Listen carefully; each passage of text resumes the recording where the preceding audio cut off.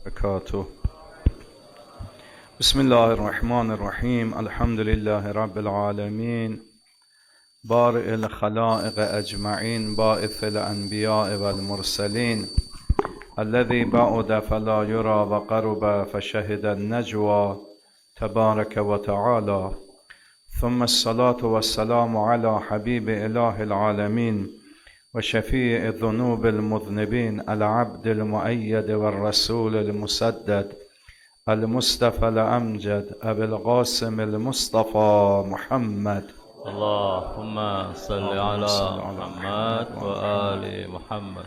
اللهم صل على محمد وآل محمد. اللهم صل على محمد وآل محمد وعلى أهل بيته الطيبين الطاهرين وصحبه المنتجبين ومن تبعهم بإحسان إلى يوم الدين. قال الله الحكيم في كتابه الكريم: أعوذ بالله من الشيطان الرجيم. يا أيها الذين آمنوا كتب عليكم الصيام كما كتب على الذين من قبلكم لعلكم تتقون. صدق الله العلي العظيم. عباد الله، أوصيكم ونفسي بتقوى الله. نحن على أعتاب شهر رمضان المبارك، هذا الشهر الفضيل، الشهر الذي أيامه أفضل الأيام ولياليه أفضل الليالي. حديثنا يكون انطلاقا من الآية المباركة في محاور ثلاث. نتحدث عن مبدأ التقوى كما تحدث عنه القرآن الكريم، ثم نتحدث عن عملية التغيير في شهر رمضان المبارك، ثم نتحدث في هدفية التغيير. Bismillahirrahmanirrahim. Setelah memanjatkan puja dan puji syukur kehadirat Allah dan menyampaikan salawat serta salam kepada junjungan kita Nabi besar Muhammad sallallahu alaihi wasallam, keluarganya yang suci dan para sahabatnya yang setia, saya mewasiatkan pada diri saya dan kepada mukminin mukminat sekalian dengan pesan ketakwaan kepada Allah, dan semoga Allah memberikan kepada kita semua taufik untuk bisa selalu bertakwa kepadanya. Hari ini kita berada di hari yang menjelang tibanya bulan suci Ramadan, bulan yang sangat agung dan sangat memberikan berkah yang sangat besar, yang mana hari-harinya adalah sebaik-baik hari dan malam-malamnya sebaik-baik malam. Kita akan membahas tentang 3 hal dalam kesempatan ini, berkenaan dengan firman Allah Subhanahu wa taala yang mewajibkan kepada kaum mukminin untuk melaksanakan ibadah puasa. Pembahasan yang akan kita sampaikan adalah yang pertama mengenai masalah ketakwaan, sebagaimana yang difirmankan oleh Allah Subhanahu wa taala sebagai buah dari puasa, la'allakum tattaqun. Yang kedua adalah bagaimana seseorang bisa berubah dari suatu kondisi ke kondisi yang lain di dalam bulan suci Ramadan. Dan yang ketiga tentang tujuan apa, untuk apa kita harus berubah. Pembahasan yang pertama berkenaan dengan firman Allah Subhanahu wa taala yang berfirman, ya ayyuhalladzina amanu kutiba alaikumusiyam.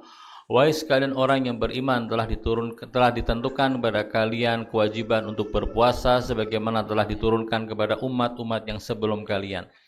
Ayat ini menunjukkan bahwa sebelum umat ini, umat-umat yang terdahulu dan bahkan semua umat yang telah Allah kirim, Allah ciptakan di muka bumi ini, telah diwajibkan kepada mereka untuk melaksanakan puasa. Tujuan dari melaksanakan puasa ini Allah Subhanahu wa taala tegaskan di ayat itu, la'allakum tattaqun, yakni supaya kalian mendapatkan ketakwaan.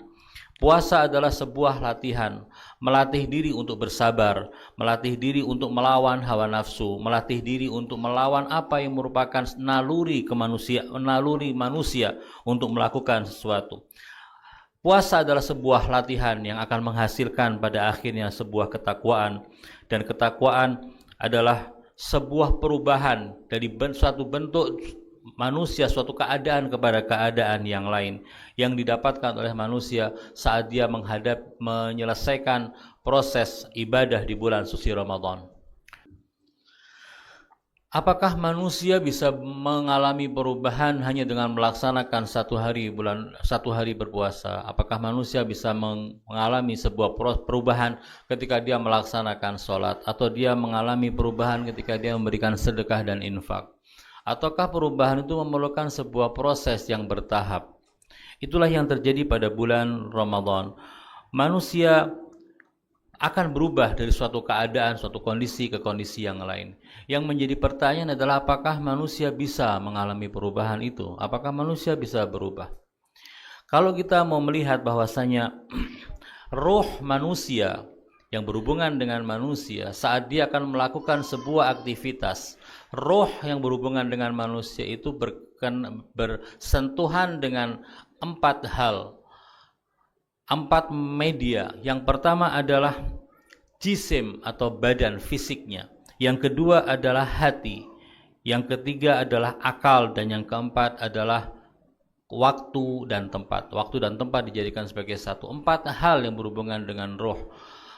Ketika roh manusia akan melakukan suatu aktivitas, maka dia akan bersentuhan dengan 4 hal ini. Dan 4 hal itu sama-sama memiliki proses perubahan. Keempat hal itu akan selalu mengalami perubahan. Sebagaimana yang tadi sudah dikatakan bahwasanya keempat unsur atau keempat media yang berhubungan dengan roh dan kegiatan roh manusia itu, empat-empatnya mengalami perubahan. Kita mau melihat satu persatu di antara keempat unsur tersebut. Unsur yang pertama adalah unsur jisim. Kita tahu bahwasanya jasmani seorang manusia selalu mengalami perubahan dari satu bentuk ke bentuk yang lain. Dulu dia kecil, kemudian dia membesar. Setelah dia dewasa dan kuat, dia akan melemah dan menjadi tua. Bentuk manusia, apalagi kalau kita mau lihat sel-sel yang ada pada tubuh manusia, selalu mengalami perubahan-perubahan. Artinya jisim yang berhubungan dengan kegiatan roh dalam kehidupannya di dunia ini mengalami perubahan. Yang kedua adalah unsur atau media akal. Akal adalah suatu daya yang dimiliki oleh orang untuk berpikir. Orang ketika berpikir, maka sesuatu yang dia tidak ketahui, dia akan bisa menemukan jawabannya dengan berpikir. Ini artinya ada perubahan dalam akalnya. Suatu saat dia tidak mengetahui, pada saat yang lain dia mengetahui.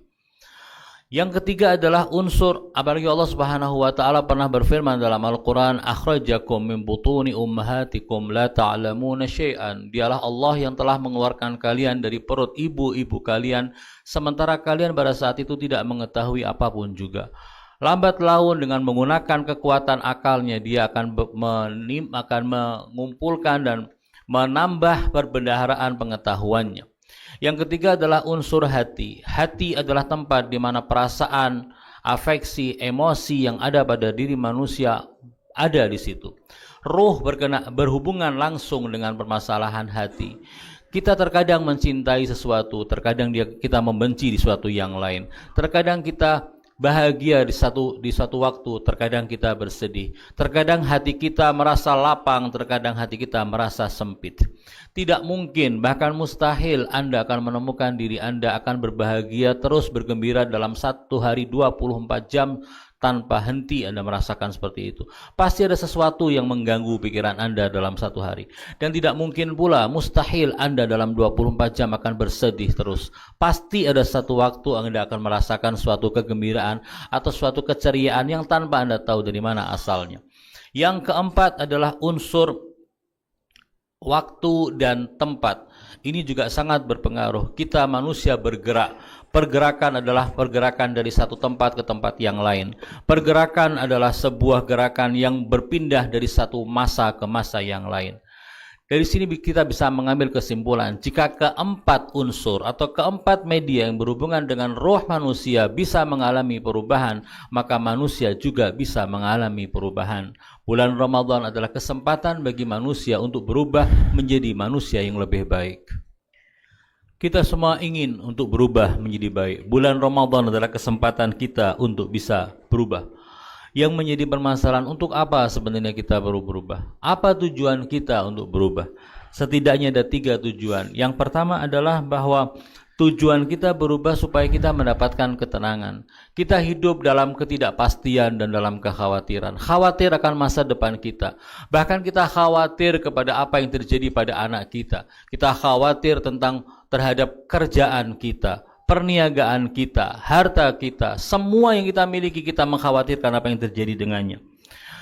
Orang yang ingin berubah menjadi yang lebih baik dengan memanfaatkan bulan Ramadan adalah supaya dia bisa mendapatkan ketenangan melalui ibadah-ibadah yang dia lakukan. Ketika dia mendapatkan ketenangan, maka kekhawatiran itu akan sirna. Allah Subhanahu wa taala berfirman, "Alladzina amanu wa tatma'innu qulubuhum bidzikrillah, ala bidzikrillah tatma'innul qulub." Orang-orang yang beriman dan hati mereka tenang dengan zikir kepada Allah. Ketahuilah bahwasanya zikir kepada Allah itu akan membuat hati itu menjadi tenang. Atau firman Allah Subhanahu wa taala tentang aulia Allah. Ingatlah, ala inna awliya Allah la khaufun alaihim wa la hum yahzanun. Sesungguhnya wali-wali Allah, aulia Allah adalah orang-orang yang tidak ada ketakutan pada diri mereka dan mereka pun juga tidak merasakan risau. Tujuan yang kedua adalah supaya orang bisa mendapatkan keseimbangan. Keseimbangan dalam memanfaatkan kelezatan atau kenikmatan yang sementara dan kenikmatan yang abadi. Bagaimana seorang bisa menyeimbangkan keduanya? Seringkali kita hanya menuruti syahwat-syahwat dan tuntutan-tuntutan kenikmatan yang sementara. Kita menganggap itu adalah tujuan dari semuanya. Padahal bukan. Tujuan yang sebenarnya adalah kehidupan yang abadi kelak di hari kiamat. Kelak ketika kita berada di alam kubur sana. Kita harus menyeimbangkan keduanya. Kenikmatan duniawi dan kenikmatan yang setelah kehidupan dunia. Berapa lama kita akan hidup di alam kubur nanti, menanti datangnya hari kiamat? 1.000.000 tahun, 1.000 tahun, sekian ratus tahun kita akan hidup di alam sana. Karena itulah mencari perubahan atau mengubah diri menjadi yang lebih baik, khususnya di dalam bulan Ramadan, adalah supaya kita bisa menyeimbangkan dan bisa mempersiapkan supaya kita bisa memiliki kehidupan yang baik di alam sana dalam penantian kita untuk tibanya hari kiamat. Yang ketiga adalah supaya kita bisa mendapatkan kemuliaan dan kehormatan. Ada sejenis kehormatan dan kemuliaan umum yang Allah berikan kepada semua manusia. Allah berfirman, "Walaqad karramna bani Adam," dan sungguh kami telah memuliakan anak Adam. Kemuliaan dan kehormatan ini diberikan oleh Allah kepada semua anak Adam. Dengan mengupayakan diri kita supaya kita bisa berubah, kita memiliki tujuan supaya kita bisa mendapatkan kehormatan dan kemuliaan yang khusus, bukan kemuliaan yang umum. Bagaimana tidak khusus orang-orang yang melaksanakan ibadah dan masuk ke dalam bulan suci Ramadan untuk mengalami sebuah proses perubahan. Nafas mereka terhitung sebagai tasbih, tidur mereka terhitung sebagai ibadah, amalan perbuatan mereka dilipat gandakan oleh Allah pahalanya, pintu-pintu surga dibuka untuk dia. Bukankah ini adalah sebuah kehormatan dan kemuliaan khusus yang diberikan oleh Allah Subhanahu wa taala kepada hamba-hambanya yang tertentu? Bismillahirrahmanirrahim. Setelah memanjatkan puja dan puji syukur kehadirat Allah dan menyampaikan salawat serta salam kepada Rasulullah dan keluarganya yang suci, kembali di khutbah kedua ini saya mewasiatkan kepada diri saya dan kepada mukminin mukminat dengan pesan takwa. Kita berada di hari-hari menjelang bulan Ramadan. Ramadan sudah sangat dekat. Ada beberapa amalan yang hendaknya kita perhatikan untuk bisa kita laksanakan di bulan suci Ramadan. Setidaknya dalam satu hari 24 jam kita memiliki 2 jam untuk kita khususkan melaksanakan amalan-amalan ini supaya kita bisa mendapatkan manfaat dari bulan suci Ramadan. Yang pertama adalah membaca Al-Quran. Al-Quran diturunkan di bulan suci Ramadan berdasarkan firman Allah Subhanahu wa taala. Karena itu Ramadan disebut sebagai bulannya Al-Quran. Ada alangkah indahnya jika kita memanfaatkan bulan Al-Quran untuk membaca Al-Quran. Berapapun waktu yang bisa kita, berapapun juz yang bisa kita baca dari Al-Quran. Karena di dalam riwayat dikatakan di hari kiamat nanti, kedudukan dan derajat seseorang di surga akan ditentukan sebanyak mana, sebesar apa perhatian dia kepada Al-Quran. Di akhirat nanti orang akan disuruh bacalah suatu ayat. Ketika dia membaca, dia akan diperintahkan untuk naik 1 derajat. Menambah lagi dia bacaannya, dia akan naik lagi 1 derajat. Derajat di surga nanti ditentukan oleh bacaan kepada Al-Quranul Karim. Yang kedua adalah doa. Perhatikan masalah doa-doa yang telah diajarkan kepada kita untuk dibaca di bulan Ramadan, khususnya di malam-malam bulan Ramadan, seperti doa iftitah, doa Abu Hamzah Ats-Tsumali, doa-doa harian, doa setelah sholat, dan berbagai macam doa bisa kita manfaatkan, karena doa adalah media supaya kita menjalin hubungan yang lebih akrab dengan Allah Subhanahu wa Ta'ala. Yang ketiga adalah silaturahmi. Silaturahmi atau silaturrahim, menjalin hubungan kekerabatan. Pada dasarnya silaturahim adalah menjalin hubungan kekerabatan, walaupun di Indonesia lebih umum maknanya. Di dalam sebuah riwayat dikatakan yang namanya rahim, ini kekerabatan, memiliki lisan, memiliki lidah yang lantang dan jelas ketika dia berbicara. Kelak di hari kiamat, rahim akan mendatangi Allah dan akan berkata kepada Allah dengan suaranya yang lantang, "Ya Allah, sambungkanlah orang yang menyambung aku, dan putuslah orang yang memutus aku." Artinya ini adalah sebuah doa supaya orang yang menyambung tali kekerabatan dibantu oleh Allah, diperhatikan dan diberikan inayah, bantuan, sementara yang memutus tali kekerabatan untuk diazab oleh Allah Subhanahu wa Ta'ala. Yang keempat adalah infak, menyedekahkan uang, membelanjakan sebagian harta kita di jalan Allah, memberikan bantuan kepada orang-orang fakir yang ada di sekitar kita. Di semua waktu, infak itu adalah hal yang baik.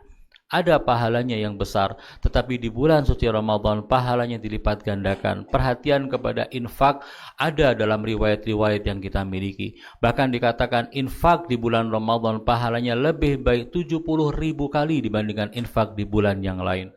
Karena itu ini merupakan kesempatan bagi kita untuk mendekatkan diri kita kepada Allah Subhanahu wa Ta'ala di bulan suci Ramadan lewat pintu infak.